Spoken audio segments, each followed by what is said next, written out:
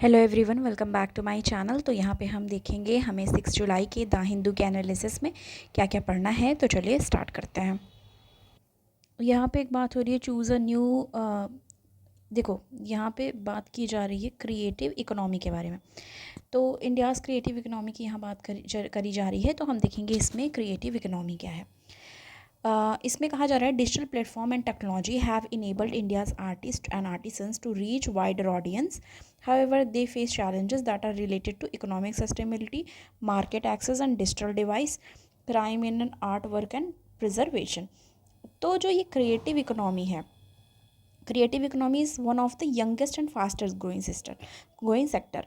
तो जो creative economy है ये वो यंगेस्ट मतलब अभी रिसेंट आया हुआ है और फास्टेस्ट ग्रोइंग सेक्टर है with unique challenges then often go unnoticed by public and private investment. There is now growing recognition of the economic importance of all sector as it helps in the creation of job, economic growth, tourism, export and overall societal development. यहाँ से ये देखना है. Recognizing the economic importance of culture, इसमें culture भी है, ठीक है. UNESCO world conference on cultural policies and sustainable development 2022 has helped address contemporary issues in multicultural societies. The goal was to share a vision for future of cultural policy and to reaffirm the international community commitment to leveraging cultural transformative power to sustainable development. तो यहाँ पे ये है. Challenges क्या क्या हैं, challenges and status of artist. तो इसमें ऑनलाइन प्लेटफॉर्म्स पे जो हैं, सोशल मीडिया पे जो हैं, डिजिटल कंटेंट क्रिएशन है और राइटर हैं, film maker, musician, creative fields में जो है उनकी बात तो की गई है, ठीक है. While Indian artist and artisans play a vital role in preserving traditional art form and creating contemporary art work. तो ये सारी चीज़ें हैं जो वो फेस कर रहे हैं, challenges and related to economic sustainability, market and preservation and traditional art form in the rapidly challenging society. देखो, यहाँ से हमें क्या पता चल रहा है कि जो न्यू सेक्टर इमर्जिंग, जैसे कि यहाँ पे देखो ऑनलाइन प्लेटफॉर्म वगैरह की बात की गई है. तो ये आपको पता है कि अभी यूट्यूब पे, इंस्टाग्राम पे और बहुत सारे ऐसे साइट्स हैं जिस पे लोग क्या करते हैं, अपना आर्ट दिखाते हैं. बहुत सारे आप देखते होंगे स्ट्रीट पे आर्ट बनाते हैं, कोई पेंटिंग बना रहा है, कोई कुछ, मतलब बहुत सारे आर्ट, वो डिजिटल आर्ट कंटेंट क्रिएशंस भी वो करते हैं.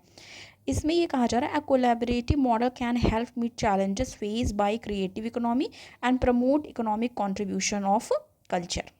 तो कल्चर का भी इसमें बहुत बड़ा एक रोल है, वो भी इसमें किया जाता है, प्रमोट. हर्षा है, हर्षा भार्गवी, तो असिस्टेंट डायरेक्टर हैं deputations with the national gallery modern art and ministry of culture. इन्होंने इस आर्टिकल के बारे में बात करी है, मतलब इसके बारे में उन्होंने लिखा है. तो ये चीज़ें हैं, बस ये थोड़ा सा हमें जानना था कि क्रिएटिव इकोनॉमी क्या है.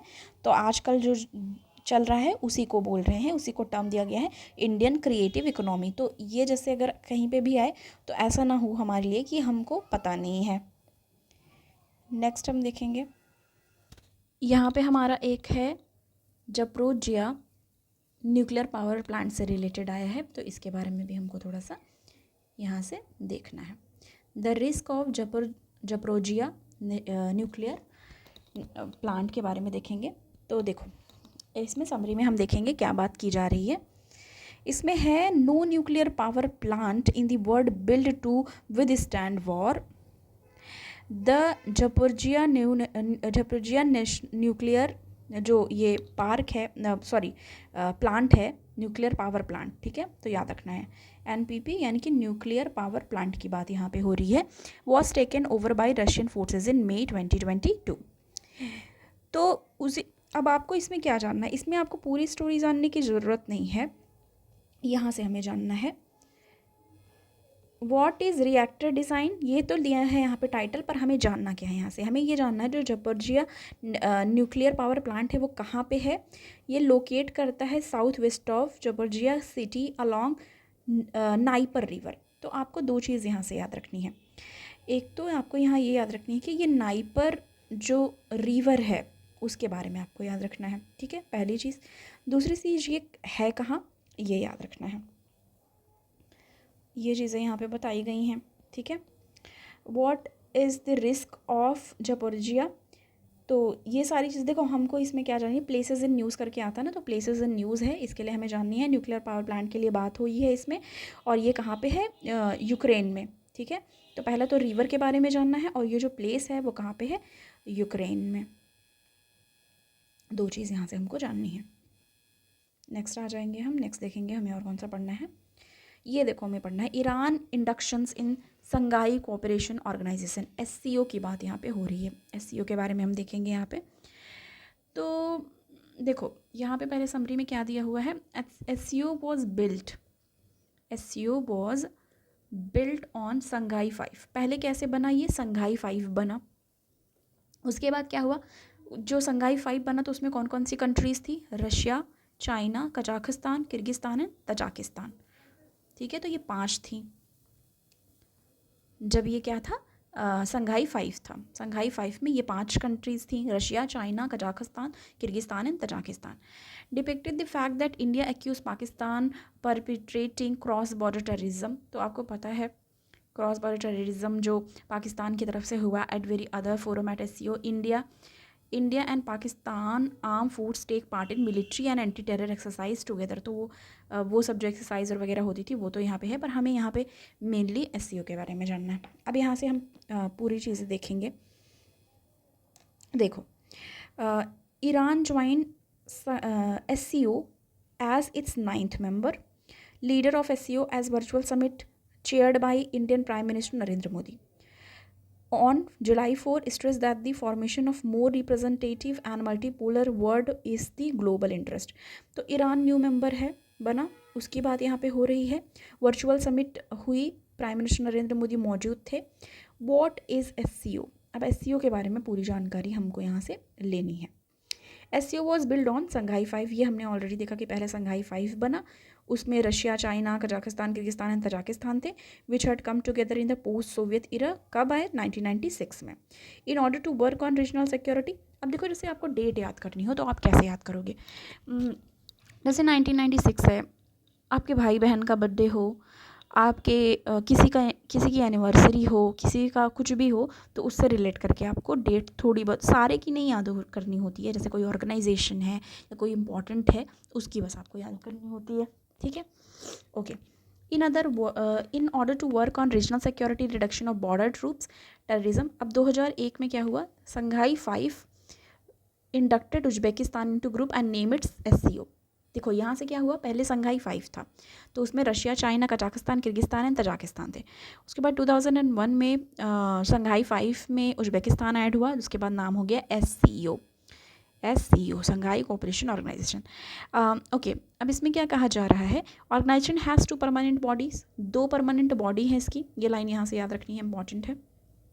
2 परमानेंट बॉडीज़ हैं, एक है SCO secretary based in Beijing and दूसरा executive committee in regional anti structure in Tashkent.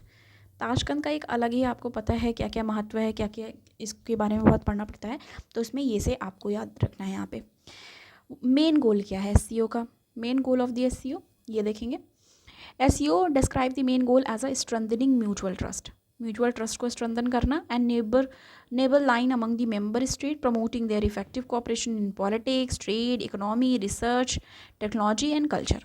तो ये हुआ, और इसके बाद ये भी है कि जॉइंट एफर्ट क्या करना, मेंटेन करने के लिए पीस, सिक्योरिटी, स्टेबिलिटी रीजन में, ये हुआ। Latter part of the statement calls to build new international political economic order did not sit well with the US and Europe and has led to SCO being dubbed as, SCO की तरफ से क्या बोला गया, anti NATO North Atlantic Treaty Organisation for proposing military corporation. तो ये line भी यहाँ से याद रखनी। अब देखो ये वाली लाइन याद रखनी है हमें, मेन गोल क्या है ये याद रखना है हमें। पहले संघाई 5 था, उसके बाद कौन ऐड हुआ, उज्बेकिस्तान, उसके बाद नाम हो गया SCO। ठीक है, 2001 में ये हमने देखा। अब देखो यहाँ पे एक चीज़ और कही जा रही, the concern was further heightened when heavy sanctions were placed on Russia for action in the Crimea, and China came to its aid, signing $400 billion gas pipeline agreement. Since then, though the personal bond between Russia जो president है Putin and Chinese president C Jinping, the SCO has become platform for Eurasian.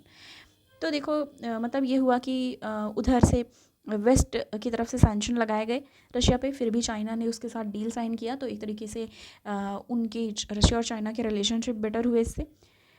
SCO deals with the bilateral issues क्या है, India and Pakistan joint SCO as observer in 2005। यहाँ से ये important है कि India and Pakistan ने ज्वाइन किया as a observer in 2005 and were admitted as a full member in 2017 में फुल मेंबर हुए।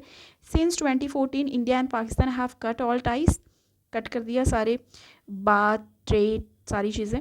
However both countries have consistently attend all meeting of SCO 3 council, the head of the state, head of the government, council of the foreign minister. Despite fact that India accused Pakistan to perpetrating cross-border terrorism, every other forum and SCO India's Pakistan armed forces help in military and anti-terrorism exercise. तो ये भी एक चीज़ है।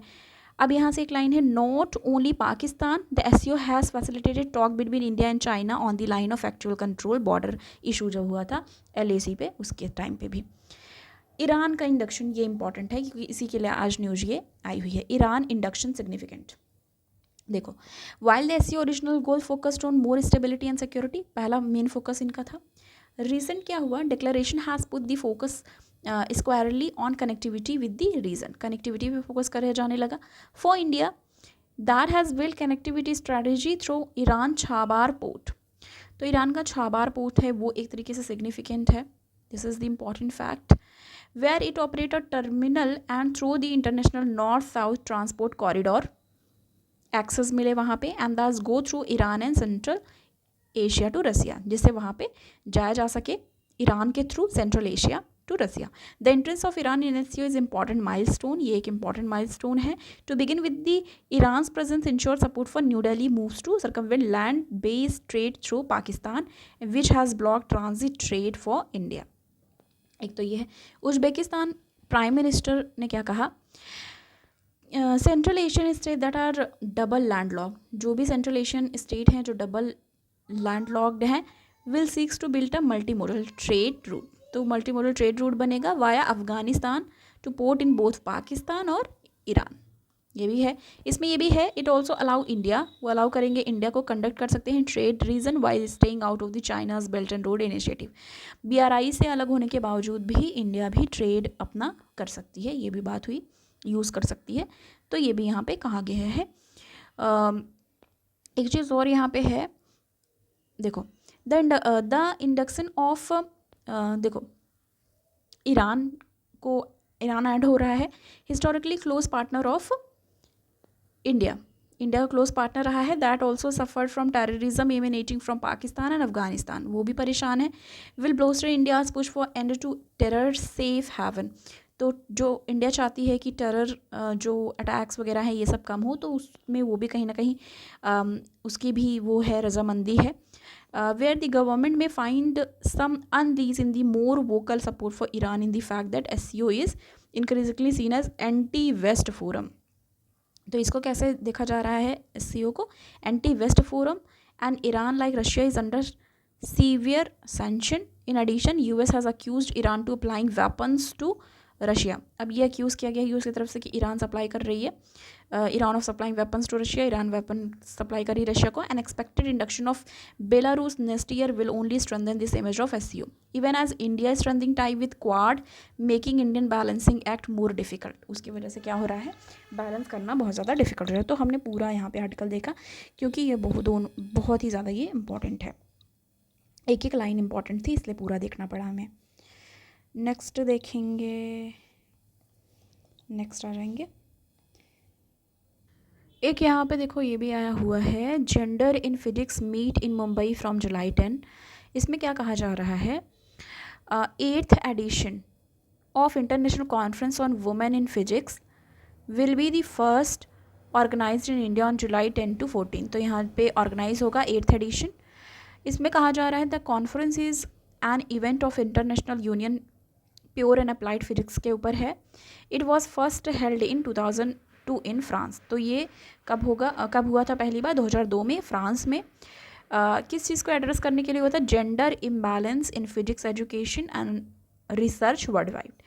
It is a joint jointly organized by Gender in Physics Working Group of Indian Physics Association and Tata institute of fundamental research Mumbai, उनके द्वारा ये joint initiative है. The conference will be virtual, ये वर्चुअल कॉन्फ्रेंस होगा and hosted by Homi Bhabha centre for science and education. This will be strongly focused on promoting quality and equity in science and mathematic education. तो इसमें क्या करना है, equity science mathematic education में और primary school to introduce college in college level पे भी इसको इंट्रोड्यूस करने की बात है. This year ICWIP expected to attend by, ऐसे कहा जा रहा है कि अटेंड किया जाएगा. नियरली 500 इसमें पार्टिसिपेंट होंगे from 70 countries to deliberate matter related to gender in physics. तो ये जो यहाँ से हमको थोड़ा सा इम्पॉर्टेंट था हमारा. देखो यहाँ पे ये भी है कि यहाँ पे बताया जा रहा है Modi will visit 4 state to launch infra project. तो इंफ्रा प्रोजेक्ट पे बहुत ज़्यादा फोकस किया जा रहा है, जो कि कई बार हमने ऑलरेडी इसको पढ़ा है. ओके, अब नेक्स्ट हम देखेंगे और कौन सा पढ़ना है. Russia Ukraine want to attack on nuclear plant, Philippines plane to China both form harassment. और इसमें आगे आएंगे हम, स्पोर्ट्स वाला आ गया ये. फिर इसके बाद स्पोर्ट्स का ही है, ये भी साइंस का पेज आ गया यहाँ पे. इसके बारे में हम थोड़ा सा देखेंगे. न्यू स्मार्ट बैंडेज की बात हो रही है यहाँ पे. स्मार्ट बैंडेज की बात हो रही है, ये हम देखेंगे.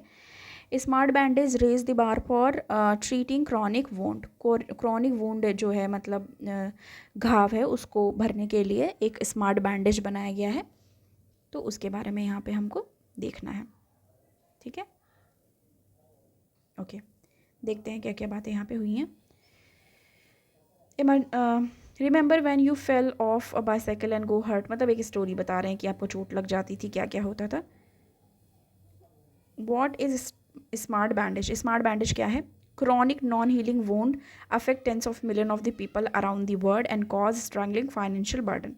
तो इसके लिए ये डिवाइस जो है वो बनाया गया है डॉक्टर जियोलैब के द्वारा, डॉक्टर GAO, ठीक है, डॉक्टर GAO के द्वारा बनाया गया है. ये assembled on a soft stretchable polymer and help the bandage maintain contract with the stick to the skin. तो वो स्किन से स्टिक हो जाता है.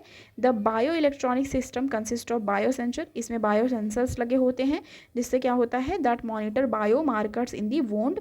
तो उससे क्या किया जा सकता है, उसको मॉनिटर किया जा सकता है. तो इसमें बायो सेंसर्स लगे होते हैं. ये जो डेटा कलेक्ट किया गया है by bandage is pass to flexible printed circuit board. इसमें होता है विच देखो यहाँ पे बताया जा रहा है, ये होता है इसमें which relays to wirelessly a smartphone, मतलब उसको कनेक्ट कर देते हैं और table for review for the physician. तो वो फिजिशियन उसको क्या करता है, रिव्यू करता है. Pair of electrode control drug release. जो पेयर होते हैं इलेक्ट्रोड के, वो क्या करते हैं, वो कंट्रोल करते हैं ड्रग रिलीज को, जो होता है हाइड्रोजल लेयर से, as well as stimulate the wound to encourage tissue growth. तो उसमें वो उस चीज़ को ऐसे कैसे क्या करते हैं, मॉनिटर करते हैं. द इनोवेशन की बात करी जाए तो इसमें कहा जा रहा है इंटीग्रेटेड बायो सेंसर है इसमें, सॉफ्ट ड्रग लोडेड हाइड्रोजेल्स हैं, electric stimulation models and signal processing, wireless communication into a very miniaturised variable platform that has conformal contact with the skin to highly challenging. तो ये है यहाँ पे bandage कैसे work करता है, उसकी बात भी यहाँ पे की गई है. और where can bandage to be used, ये लाइन थोड़ी सी देखेंगे हम.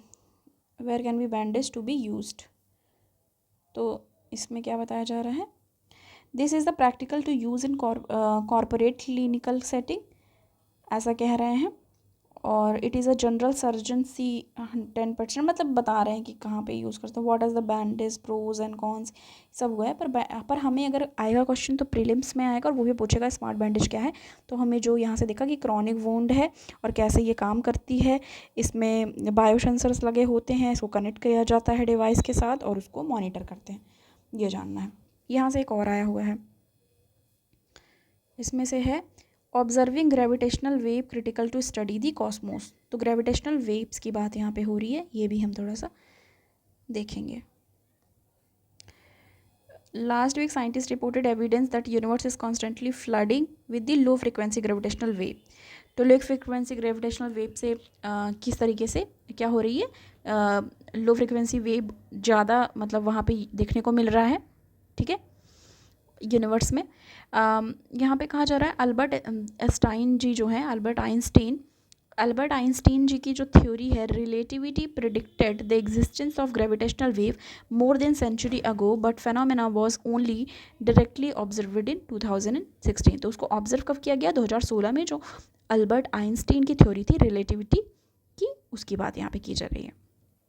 ग्रेविटेशनल वेव क्या होते हैं, ये होती है like a ripples in fabric of space time akin to tiny waves on the lake when a pebble is tossed into it। 2016 में क्या हुआ, in 2016 scientist working with the laser interferometer gravitational wave observatory LIGO term याद रखना है क्या है, उन्होंने announce किया that they had directly detected gravitational wave from for the first time. तो उन्होंने डायरेक्टली डिटेक्ट किया ग्रेविटेशनल वेव पहली बार, emitted by the merger of two black holes, जो दो ब्लैक होल्स के मर्जर से हुआ था, 1.3 बिलियन लाइट ईयर अवे था वो। तो इसमें है information carried by gravitational wave can allow scientist and researcher to analyse part of universe and difficult to observe in the other way. New discovery क्या बता रही है, India's giant metre for radio telescope was one of the 6 largest telescope worldwide. ये वाला हम already cover कर चुके हैं कि जो इंडिया का जायंट मीटर वेव टेलीस्कोप है वो 1 ऑफ 6 लार्ज टेलीस्कोप जो वर्ल्ड वाइड है उसमें से एक है। इन्वॉल्व इन कलेक्टिंग डेटा, ये कलेक्ट करते हैं data that led to recent discovery. तो ये हम ऑलरेडी हमने पढ़ा है। हिस्टोरिकली क्या कहा जा रहा है, scientist have used electromagnetic radiation in the form of visual light, X ray, microwave, ultraviolet light etcetera to study, किसको स्टडी करने के लिए, यूनिवर्स को। Gravitational wave offer a kind of information that electromagnetic radiation doesn't, ठीक है, okay. According to LIGO website के through क्या कहा जा रहा है, gravitational wave can be used to listen to the universe. तो मतलब क्या करते हैं, इसको यूज़ करते हैं लीगो वेबसाइट को, इसमें अकॉर्डिंग टू लीगो वेबसाइट ऐसा बता रहे हैं, सॉरी, ग्रेविटेशनल वेव क्या करते हैं, यूज़ करते हैं use to listen to the universe in effect giving us in a ear on the universe happening, कि मतलब क्या हो रहा है यूनिवर्स में। In additional the we have had on its telescope that tracked electromagnetic radiations. Black hole और object in the, मतलब पूरी यहाँ चीज़ें बताई गई हैं। Scientist think that black hole probably began to form shortly after universe was born. तो कह रहे हैं कि जो ब्लैक होल है वो तभी स्टार्ट हो गया था बनना जब से क्या हुआ, यूनिवर्स जब से आया, जब से यूनिवर्स है तब से ही ब्लैक होल स्टार्ट हो गया था बनना, ऐसा बता रहे हैं, ठीक है। साइंटिस्ट थिंक्स, मतलब वो ऐसा सोचते हैं कि black hole probably began to form shortly after the universe was born. So studying them could reveal important information about their effect on the universe especially when it was very young. Okay, तो ये चीज़ें, ये last page है हमारा, तो हमने almost सारी चीज़ें यहाँ पे देख ली है। थैंक यू सो मच, मिलती हूँ मैं आपको नेक्स्ट वीडियो के साथ। आज वीडियो थोड़ी लेट आपको मिलेगी क्योंकि लाइट नहीं है यहाँ पे, ओके। तो बस थैंक यू, मिलती हूँ नेक्स्ट वीडियो के साथ।